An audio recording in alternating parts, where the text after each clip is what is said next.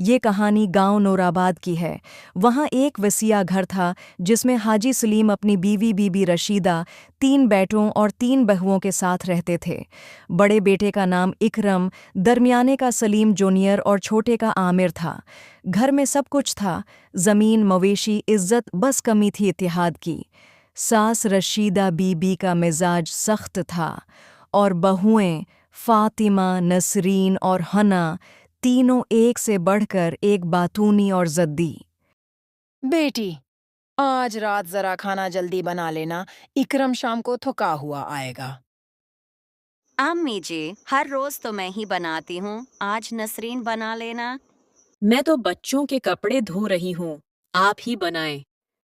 सास ने गुस्से से कहा, तुम तीनों बहुएं हो, घर की रौनक तुमसे है। अगर तुम ही काम ना करो तो ये घर कैसे चलेगा? अम्मी जी, रौनक तो होती है, मगर जरा हमको भी आराम चाहिए। इसी बहस में शाम हो गई। इकरम और उसके दोनों भाई खेतों से वापस आए, भूखे, पसीने में शराबूर। घर पहुंचे तो चूल्हा ठंडा था। इकरम ने हैरान होकर पूछा, खाना कहाँ है? बस अभी बनाती हूँ, आप पानी पी लें पहले। पानी तो पी लिया, मगर अब भूख से दम निकल रहा है। छोड़ो, मैं चौक से कुछ ले आता हूँ। वो बोला और चला गया। इकरम, सलीम और आमिर तीनों बाजार गए। छत पर होटल से दाल रोटी खाई। मालिक ने कहा, भाईजान, रोज आ जाना, हमारा खाना खालिस है। बस जब घर में भूख के साथ खामोशी मिले तब आते हैं। मेरी बहुएं अपने शौहरों को भौंका सुला देंगी। क्या जमाना आ गया है। सुबह सब अपने अपने कामों में लग गए, मगर इकरम, सलीम और आमिर चुप थे। फातिमा ने नाश्ता बनाया मगर किसी ने ज्यादा नहीं खाया। सास रशीदा ने देखा, बेटों के चेहरे पर मायूसी थी। उन्होंने दिल में सोचा, अब इन बहुओं को सबक सिखाना होगा। अगली रात बीबी रशीदा खुद रसोई में गईं, चुपचाप खाना बनाया, दाल, चपाती, अचार। बेटों के कमरे में जाकर कहा, बेटो। आओ, माँ के हाथ का खाना खा लो।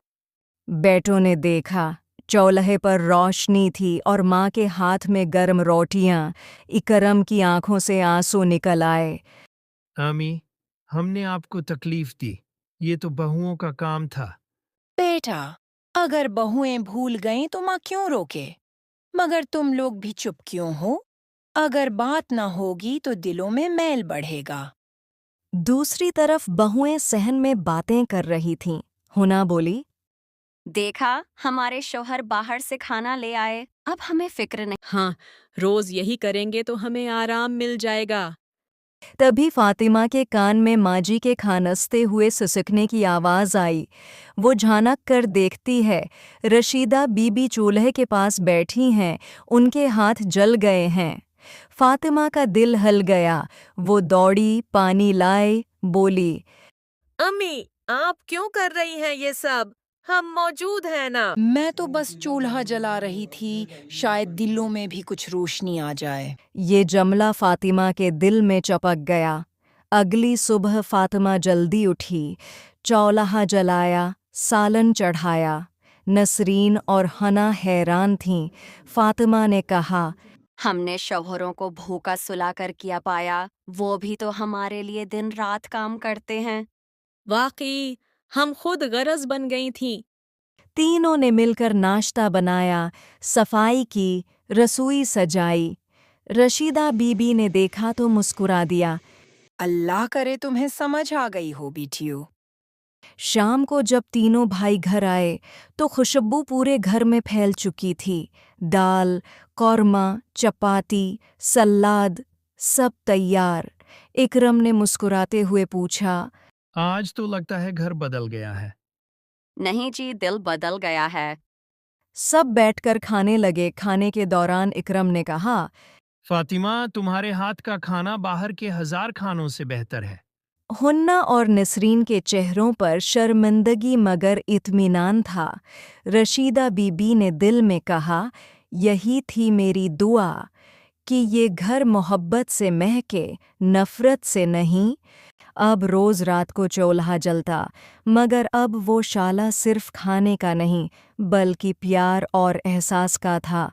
रशीदा बीबी ने अपने बेटों को नसीहत की। औरतों के साथ भलाई और नरमी से पेश आओ।